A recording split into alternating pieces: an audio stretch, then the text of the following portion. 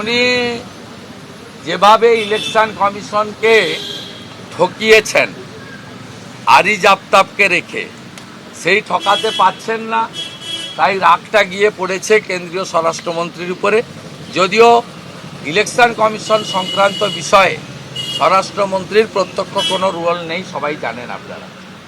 দ্বিতীয়ত, তিনি রাজীব সিনহার মতো চাটুকারকে বসিয়ে রাজ্য নির্বাচন কমিশনের মডেলে ভারতের নির্বাচন কমিশনকে চালাতে চেয়েছিলেন।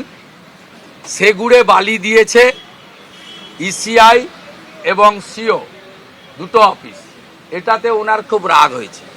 ওনার রাগ হয়েছে ইলেকশন কমিশনের অফিসকে নিজের পার্টি অফিসে পরিণত করতে চেয়েছিলেন। এক চিঠিতে election commission shipping corporation of ইন্ডিয়াতে অফিস শিফটিংয়ের ব্যবস্থা করে দিয়েছে।